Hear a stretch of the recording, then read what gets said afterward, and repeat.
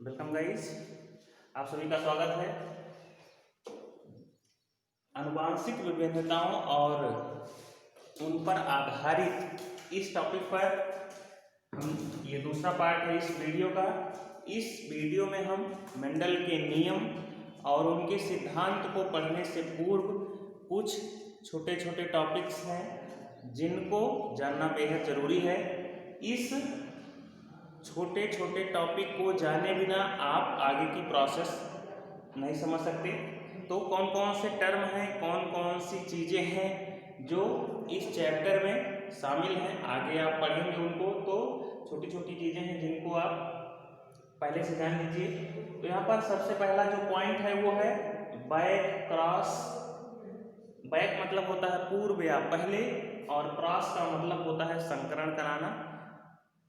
तो इसकी हिंदी होती है संकरण पूर्व, संकर पूर्व संकरण। यहाँ पर बैक क्रॉस का मतलब होता है कि जब कोई प्लांट F1 जनरेशन जो है उसके प्लांट जो उसका पेरेंट है उसके किसी भी पेरेंट से उसका क्रॉस करा दिया जाए, तब हम उस परिस्थिति को बैक क्रॉस बोलते हैं। आइए इसको एक एग्जाम्पल के साथ समझते हैं।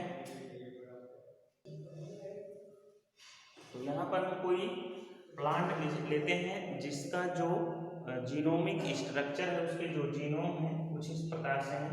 तो अगर इनमें हम जो है क्रॉस कराते हैं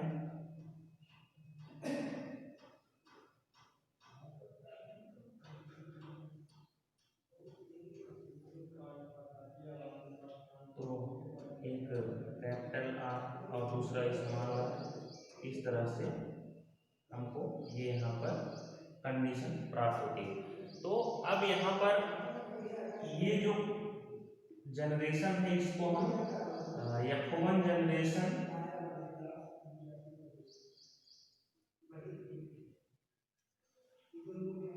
जनरेशन या प्रथम पीढ़ी बोलते हैं, और ये जो दोनों हैं इसको हम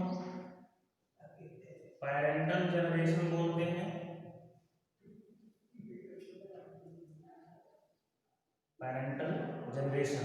अब यहाँ पर आप देख रहे हैं कि F1 जनरेशन में ये जो संतानें प्राप्त हुई हैं या फिर जो भी प्लांट प्राप्त हुई हैं, इन प्लांट को इसमें से किसी को भी लेकर किसी भी पेरेंट से उसका अगर क्रॉस करा दिया जाता है, तब इस प्रकार के क्रॉस को हम बैक क्रॉस बोलते हैं। सपोज दैट यहाँ पर हमने एक ये ले लिया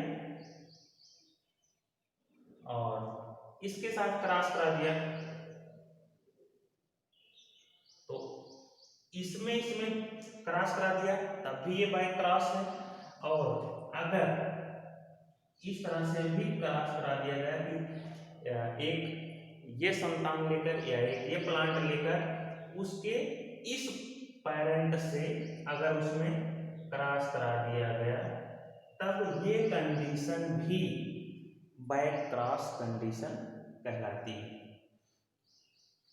दूसरा हमारा है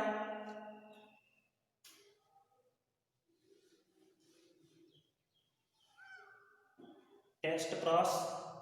टेस्ट क्रॉस क्या होता है? When plant of F1 generation is crossed with their recessive parent। अर्थात कहने का मतलब ये है कि जब इस F1 generation, first filial generation या प्रथम जो पीढ़ी होती है, उसका क्रॉस रिसेसिव पेरेंट से करा दिया जाए। रिसेसिव पेरेंट अर्थात ये यहाँ पर रिसेसिव है, ये डोमिनेंट है। जो डोमिनेंट होते हैं उसको हम कैपिटल लेटर से प्रदर्शित करते हैं, और जो अप्रभावी होते हैं या फिर रिसेसिव हम जिसको इंग्लिश में बोलते हैं, उनको हम स्मॉल लेटर से, इंग्लिश के स्मॉल लेटर से प्रदर्शित करते हैं। तो यहाँ पर अगर इस F1 जनरेशन का कोई प्लांट लेकर उसका क्रॉस किससे करा दिया जाए? रिसेसिव वाले पेरेंट से। इसमें क्रॉस करा दिया जाए रिसेसिव वाले से। तो यहाँ पर जो भी हमको, इसको हम F2 जनरेशन बोलेंगे। तो यहाँ पर हमको कंडीशन कुछ इस तरह से मिलेगी। यहाँ का इसका कैपिटल, इसका स्मॉल,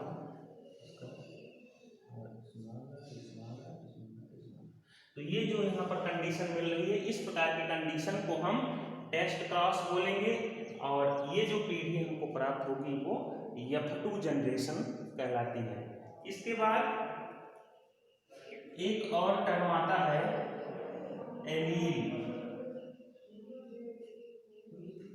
या फिर इसको एलीलोमार्फ भी बोलते हैं, एलील या एलीलोमार्फ।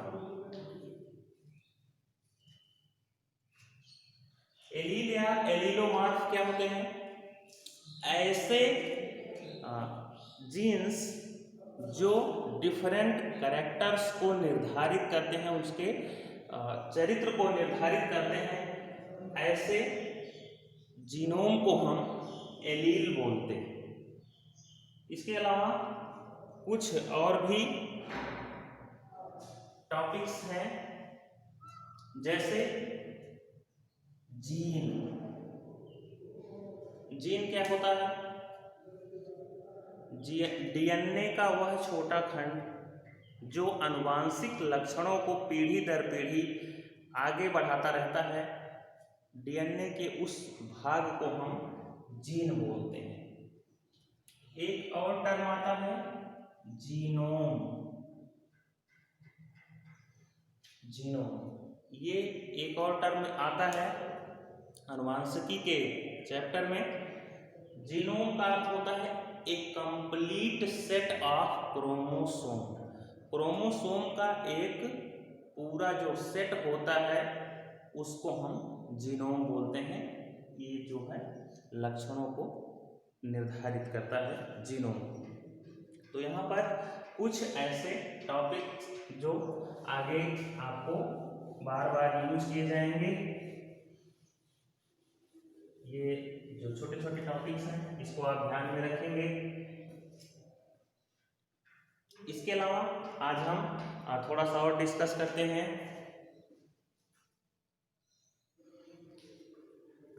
मेंडल के नियम के बारे में। तो जो मेंडल थे उन्होंने, आपने पिछली वीडियो में देखा था कि मटर के पौधे का उन्होंने हाइब्रिडाइजेशन कराया, संकरण कराया, क्रॉस कराया।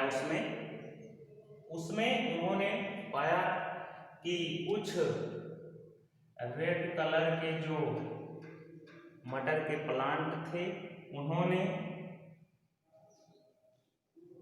ऐसे प्लांट को चुना जिसमें कुछ लाल कलर के फूल आते थे और कुछ व्हाइट कलर के फूल आते थे। या फिर ऐसा हम कह सकते हैं, एग्जाम्पल ले सकते हैं कि उन्होंने एक ऐसा क्रॉस कराया जिसमें जो मटर के जो दाने थे कुछ में हरे थे, कुछ में पीले थे।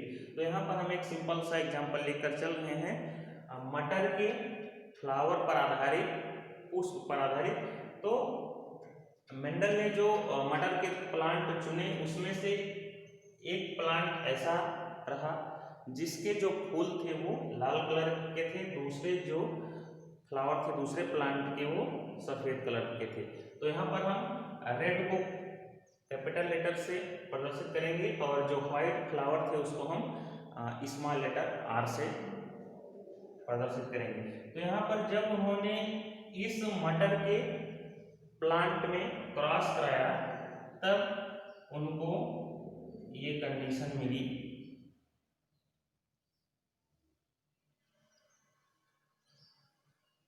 अब यहाँ पर हम देखेंगे कि इसका जो जीनोमिक स्ट्रक्चर है, इसका एक जीन कैपिटल और दूसरा ये स्मॉल आर।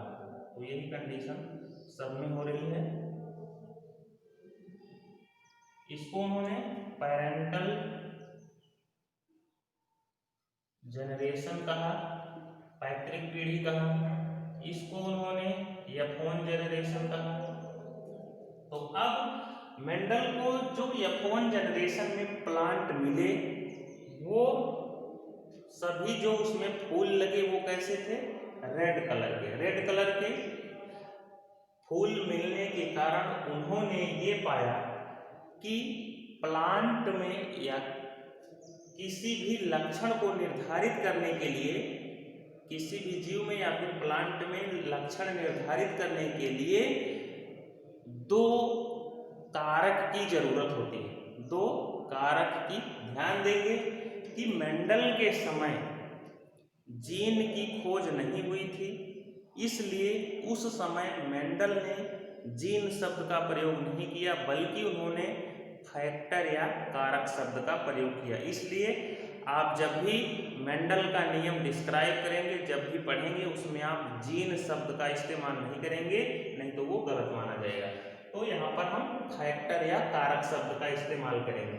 तो मेंडल ने पाया कि किसी भी लक्षण को निर्धारित करने के लिए दो कारक की आवश्यकता होती है, या दो कारक जो है लक्षण को निर्धारित करते हैं, जिसमें से अब यहाँ पर हम सपोज दैट यहाँ पर मानते हैं कि जो लाल रंग का पौधा था उसमें फूल के जो रंग का निर्धारण करने वाला कारक था वो दोनों कैपिटल आर थे, और जो सफेद फूल को निर्धारित करने वाले फैक्टर थे, कारक थे, वो उसको हम स्मॉल आर से मान लेते हैं। तो जब इस सफेद और लाल प्लांट में क्रॉस कराया उन्होंने, तो उन्होंने पाया कि जो F1 जनरेशन के पौधे सभी प्राप्त हुए, उसमें जब वो पौधे सभी लाल रंग के फूल दिए, तो उन्होंने ये पाया कि यहाँ पर जो क्रॉस हुआ है दोनों के कारक आपस में चेंज तो हुए, लेकिन